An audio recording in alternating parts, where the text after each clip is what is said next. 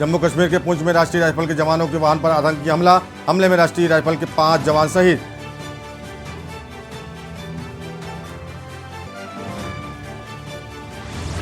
कर्नाटक में बीजेपी के मिशन लिंगायत की शुरुआत। विधानसभा चुनाव के बीच पूर्व सीएम येदियुरप्पा के आवास पर हुई बैठक।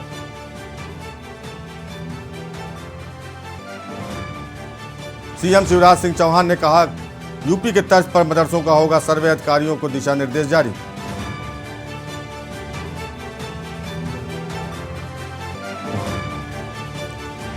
सीएम भगवंत मान ने गुरुवार को एक जनसभा में मुख्तार अंसारी के मुद्दे को उठाया। कहा, अंसारी को बचाने वालों से वसूले जाएंगे 55 लाख रुपए।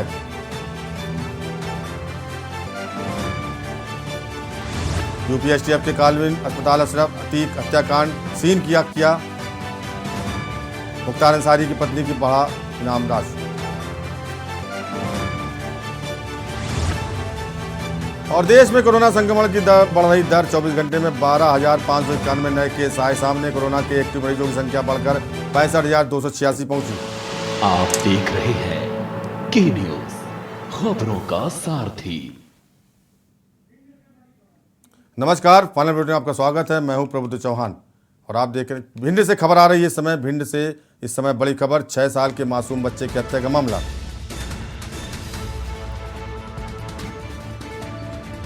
घटना से नाराज ग्रामीणों ने की दुकानें बंद। आक्रोशित परिजनों ने शव रखकर लगाया जाम। आरोपियों की गिरफ्तारी, मकान पर बुलडोजर चलाने की मांग। रौन थाना क्षेत्र का मामला।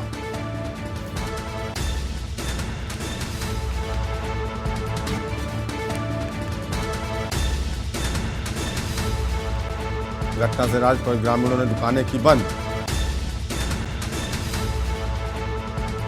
आक्रोशित परिजनों ने शव रखकर लगाया जाम।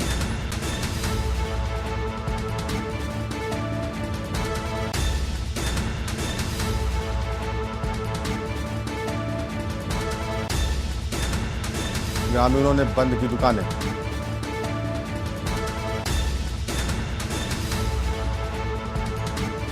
भिंड से खबर, आरोपियों की गिरफ्तारी की मांग को लेकर ग्रामीणों। रौन थाना क्षेत्र का पूरा मामला। भिंड से इस समय खबर, 6 साल के मासूम बच्चे की हत्या का मामला। घटना से नाराज ग्रामीणों ने की दुकानें बंद।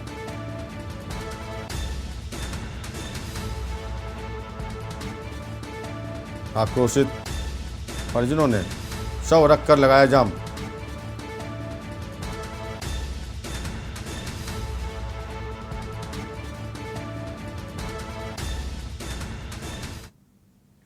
अंबेडकर नगर में जब से समाजवादी पार्टी ने नगर निकाय चुनाव के लिए प्रत्याशियों की घोषणा की है, तभी से पार्टी में बगावत के स्वर फूट रहे हैं। जिला मुख्यालय की नगर पालिका अकबरपुर से टिकट की घोषणा होते ही पार्टी के 2 कद्दावर नेताओं ने बगावत का बिगुल फूंक दिया। इनमें से एक ने पार्टी से इस्तीफा दे दिया तो दूसरे ने निर्दल प्रत्याशी के रूप में नामांकन भर दिया।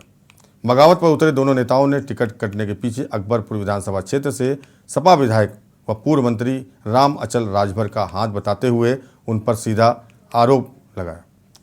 दो नेताओं का आरोप है कि टिकट ऐसे उम्मीदवारों को दे दिया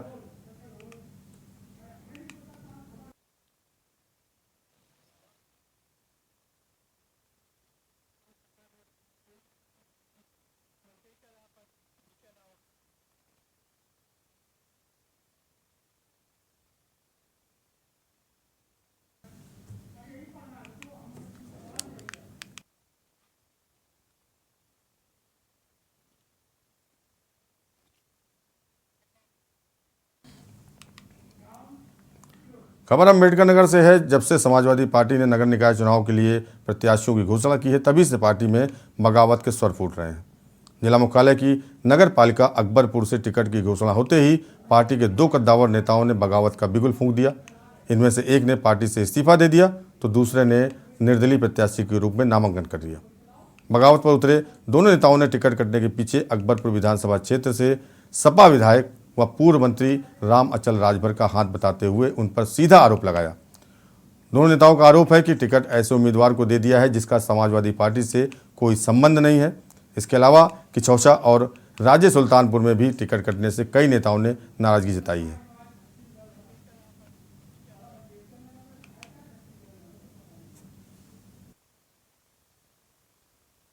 देखिए, ऐसा है कि टिकट मांगना हर कार्यकर्ता का अधिकार होता है और टिकट फाइनल करना ये नेतृत्व की जिम्मेदारी होती है। अब टिकट देना किन परिस्थितियों में पार्टी ने निर्णय लिया है, मैं तो एक सेनापति हूँ समाजवादी पार्टी अम्बेडकर नगर का। आदरणीय राष्ट्रीय अध्यक्ष जी ने मुझको जो आदेश दिया मैं उस पर काम कर रहा हूँ। बाकी ये खबरें हमने सोशल मीडिया के माध्यम से सुनी है, लेकिन मुझे कोई ऐसी ऑथेंटिक जानकारी अभी नहीं है।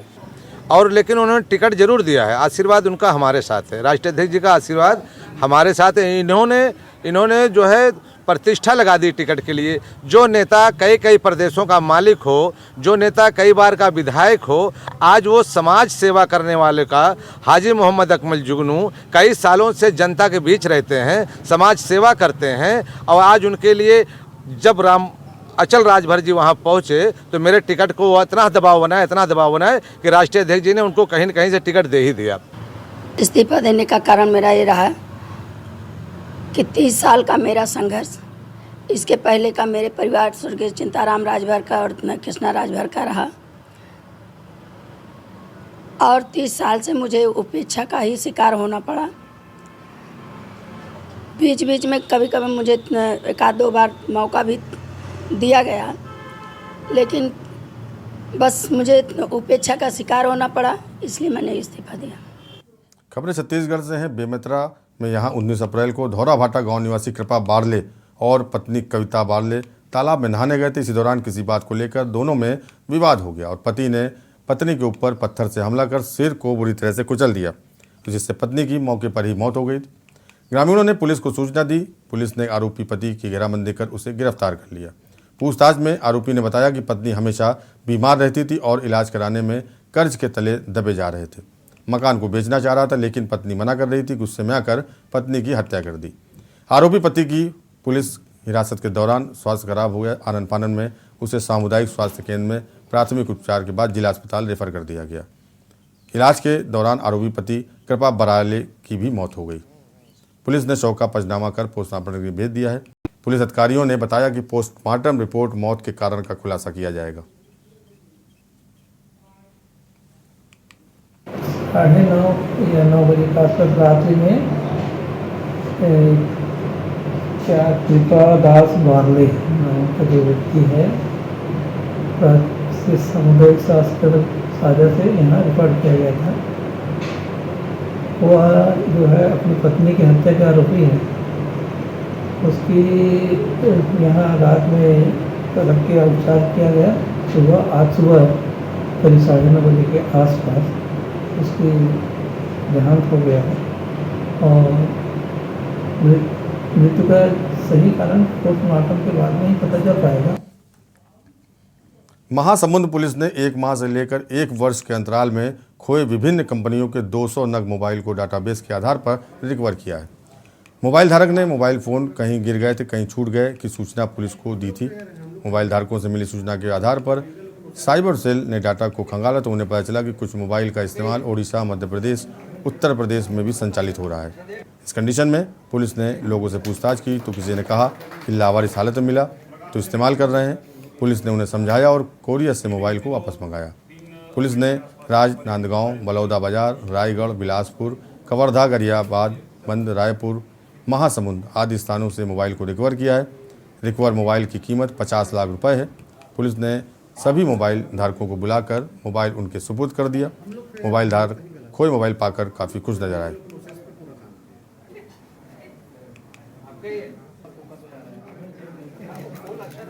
भारतीय जनता पार्टी पाली थानाखार विधानसभा की आज की बहुत महत्वपूर्ण बैठक संपन्न हुई है और सभी कार्यकर्ताओं ने एकजुट होकर बीजेपी में जो हमारा कोरबा जिले के पाली तानाखार विधानसभा में बैठक का आयोजन किया गया। नेताओं ने प्रधानमंत्री आवास योजना, शौचालय योजना, किसान समृद्धि योजना से लाभान्वित हितग्राहियों को स्मृति चिन्ह देकर सम्मानित किया। बैठक में पदाधिकारियों से बूथ सशक्तिकरण अभियान, मन की बात कार्यक्रम, चुनाव जीतने 1-to-1 चर्चा की और संगठन को मजबूत करने का एकमात्र लक्ष्य निर्धारित किया। पाली तानाखार विधानसभा स्तरीय बैठक में पाली, चैतमा, पसान, पौड़ी, उपराड़ा, चोटिया से मंडप अध्यक्ष, महामंत्री और उनकी टीम शामिल हुई। संभाग सह प्रभारी मुख्य वक्ता अनुराग सिंह देव ने बैठक को संबोधित करते हुए कार्यकर्ताओं से कहा कि संगठन को मजबूत करना मुख्य लक्ष्य है। 24 अप्रैल को होने वाले प्रधानमंत्री के 100वें मन की बात के कार्यक्रम को हर बूथ पर भाजपा का कार्यकर्ता सुने और सुनाए। विधानसभा चुनाव का बिगुल अब बज चुका है। चुनाव का निर्णय बूथ में होता है। भारतीय जनता पार्टी का परचम बूथ में विजय होने से लहराएगा।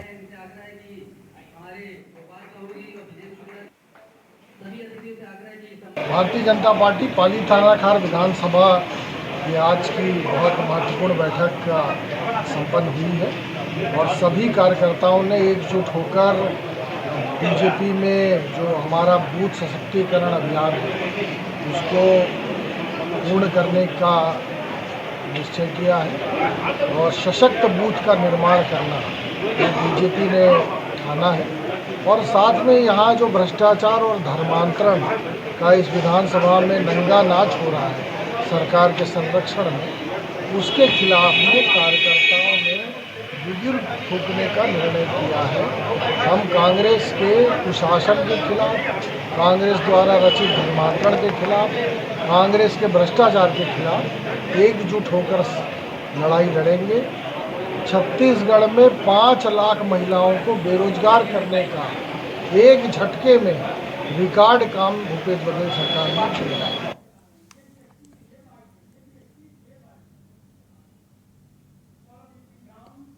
कटघोरा के एसडीएम कौशल प्रसाद तेंदुलकर के खिलाफ उनकी पत्नी सूर्य पटेल ने दहेज प्रताड़ना और मारपीट का आरोप लगाते हुए महिला थाने में एफआईआर दर्ज कराई है।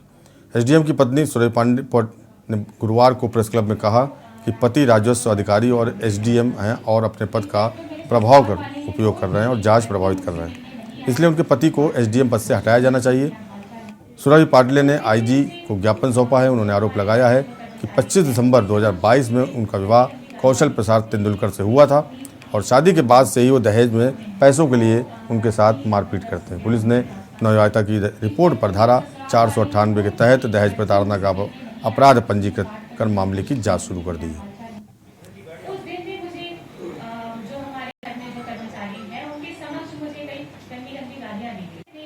मैं आप लोगों के माध्यम से प्रशासन से अपील करती हूँ, एक अनुभाग के अधिकारी होने के नाते जिनके ऊपर पूरी महिलाओं की सुरक्षा और उनके अधिकारों के संरक्षण की जिम्मेदारी होती है, वो इस तरीके का कृत्य चाहे वो अपने घर की महिला से करे या घर के बाहर की महिला से करे, उनके ऊपर सख्त से सख्त कार्रवाई होनी चाहिए। क्या मांग की गई थी लगातार परिवार की ओर से, क्या प्रताड़ित किया जा रहा था?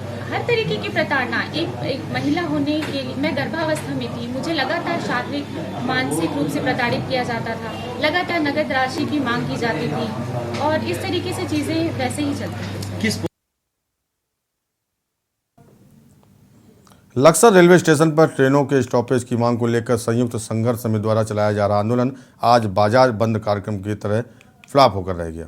बाजार बंद होने के कारण संघर्ष समिति के संयोजक व उत्तराखंड किसान मोर्चा के राष्ट्रीय सचिव ने व्यापारियों को खरी खरी सुनाई और खुद को आंदोलन से अलग करने की घोषणा कर दी। इसके साथ ही समिति अध्यक्ष और दूसरे संगठनों के समर्थक व कार्यकर्ता मीटिंग से उठकर चले गए। व्यापार मंडल के तहसील अध्यक्ष अजय वर्मा ने सफाई दी है कि कुछ लोगों द्वारा इस कार्यक्रम को ब्लॉक करने के लिए साजिश रची गई, अन्यथा अधिकांश दुकानदार व्यापारी संयुक्त संघर्ष समिति के साथ हैं और भविष्य में जो निर्णय लिया जाएगा वो मान्य होगा।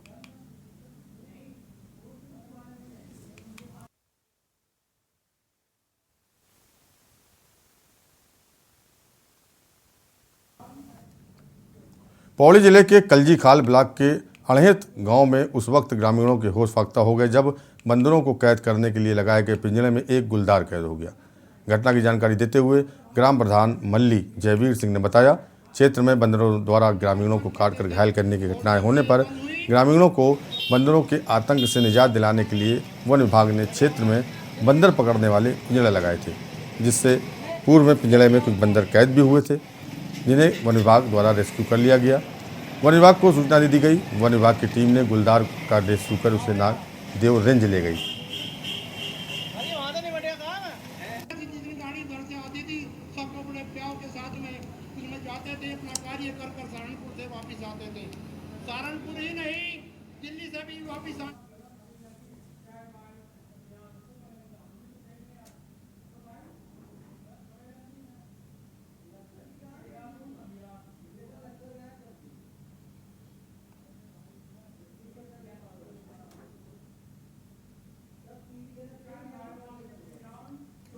खबर देहरादून से है, जहां नगर निगम की ओर से अतिक्रमण हटाओ अभियान जारी है।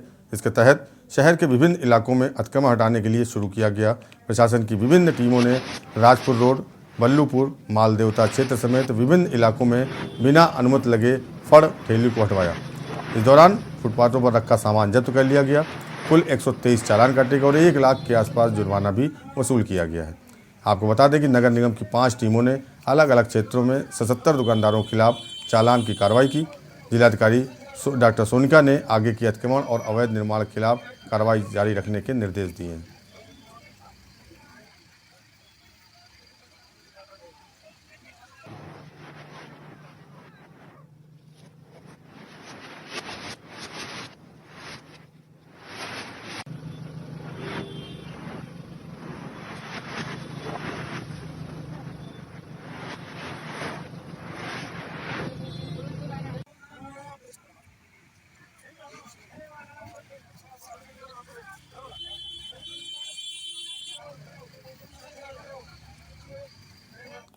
खबर पौड़ी से है, जहां मौसम विभाग द्वारा जनपद के कुछ स्थानों पर 20 और 21 अप्रैल को गरज के साथ ओलावृष्टि, आकाशीय बिजली चमकने तथा तीव्र बौछार होने की संभावना व्यक्त करते हुए येलो अलर्ट जारी किया गया है। मौसम विभाग की जारी चेतावनी पर जिलाधिकारी ने तहसील स्तर पर IRS प्रणाली के नामित सभी अधिकारी व विभागीय नोडल अधिकारियों को अलर्ट रहने के निर्देश दिए हैं। जिलाधिकारी ने तत्परता बनाए रखते हुए सावधानी, सुरक्षा एवं आवागमन में नियंत्रण बरतने तथा सभी संबंधित अधिकारियों को आपदा संबंधित सूचना जिला आपदा कंट्रोल रूम को उपलब्ध कराने को कहा है।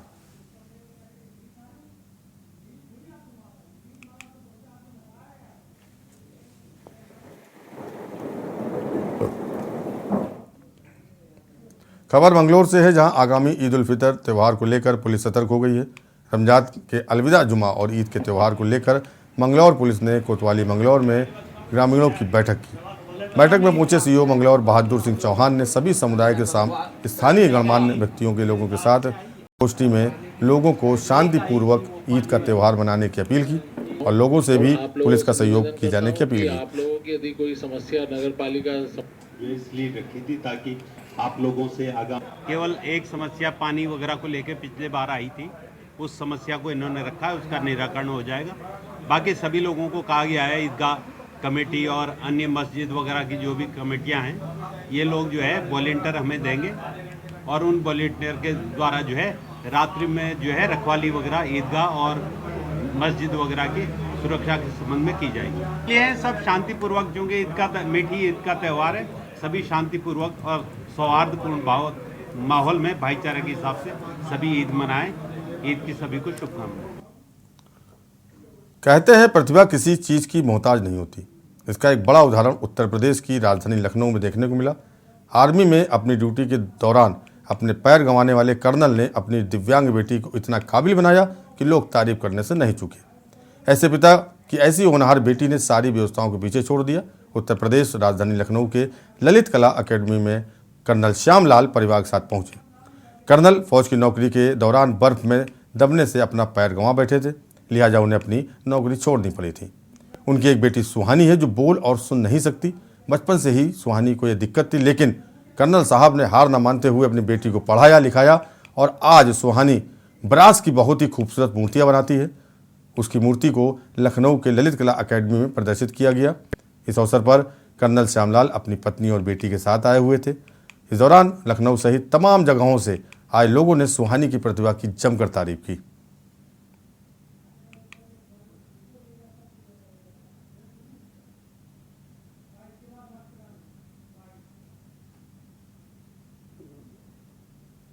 सकती हैं, लेकिन कर्नल साहब के जज्बे क्यों बनाया गया है, किसने बनाया है, और इसके लिए हमारे साथ बात करने के लिए कर्नल श्यामलाल जी मौजूद हैं।